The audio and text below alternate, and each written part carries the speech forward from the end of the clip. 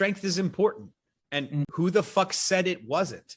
Yeah. Right. Like that's where we're at. Like as far as CrossFit fits into this, in 2009, there were 9,000 active USAW members. So this is actual lifters. Yeah. And then in 2019, there were 27,000. So it tripled in size. And in 2009, that's pretty much when the CrossFit boom started. So that's absolutely a fact.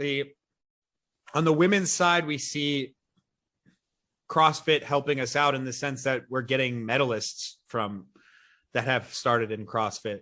On the men's side, I know a CrossFitter right now who is national champion. Obviously, he completely switched over to weightlifting. There's a decent amount of CrossFitter dudes, and that's really where we're at as far as United States weightlifting goes. But to tie it back in with what Louis and Mark were saying, it's like they don't know what's wrong with weightlifting because they're not fucking involved in it. It's as simple as that.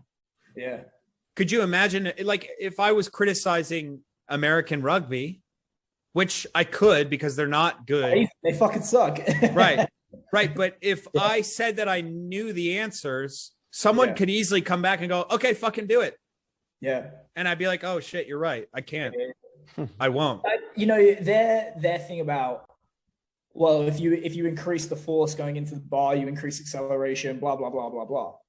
Yes, but everything affects everything. Yeah. Some of the sacrifices that you're going to have to make to your clean technique and to your rate of force development to increase your limit strength to deadlift, the juice isn't worth the squeeze. Of course, the amount of effort it takes to take someone's deadlift from 600 to 650 is, if they are, let's say they're at 85 kilos body weight, that's a tremendous amount of effort for a skilled weightlifter. And like you said, the juice is not worth the squeeze. But I also think strength is important. And who the fuck said it wasn't? Yeah. Right. Like that's where we're at. Like Louis and Mark want to continually say we're not strong enough or that we don't use strength enough. Like from who? From where? Where did you come up with this assertion? I just went to the American Open finals. And if I asked every single fucking coach there, I'd say, hey, do you try to get your athletes higher force production, not rate of force production, but just force production? And they'd go, yeah. I go, okay, cool. Thanks. Yeah. I mean, in terms of global weightlifting, looking at the example of Lasher, because obviously he's the strongest to ever do it. He's maybe the exception. Do you think weightlifting as a sport is stronger now than it was in the glory days of steroids? Because they keep moving the weight classes around. Yeah, that's a really good question. Like the ball, like if you look at some of those old school, I think super heavies have increased. Like if you look at like the world, the snatch world record as it goes up, some of these lighter guys, like apples to apples, oh, fucking hell, they were probably stronger 30 years ago. No, they were stronger. Yes. As far as popularity goes, to the public eye, I don't think it has gone anywhere. Maybe it's gone down. There used to be the NBC Wide World of Sports. Yeah.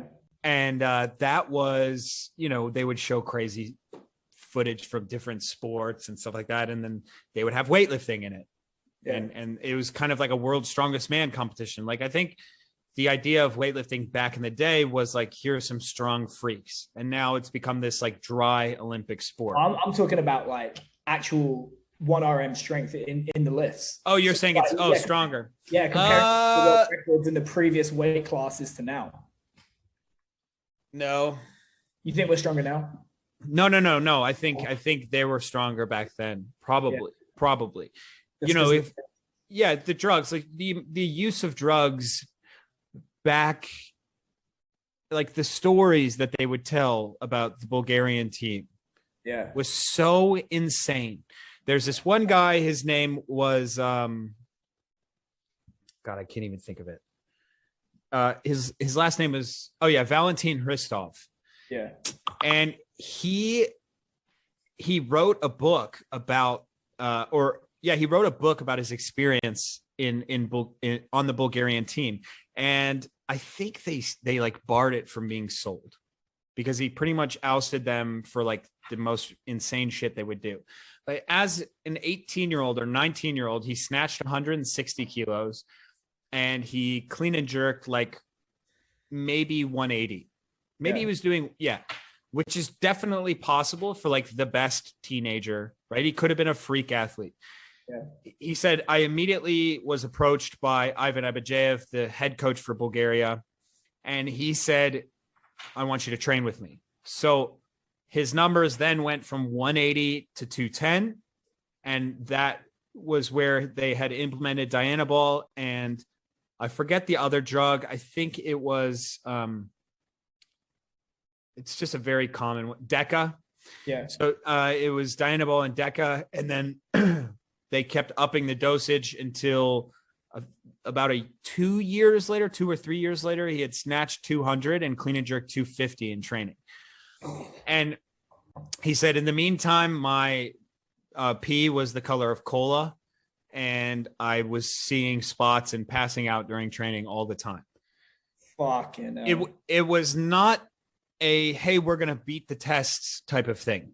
It was like, there are no tests. And if someone, there's stories of people coming over, like WADA agents, like trying to sneak in through the mountains of Bulgaria to try and catch these guys.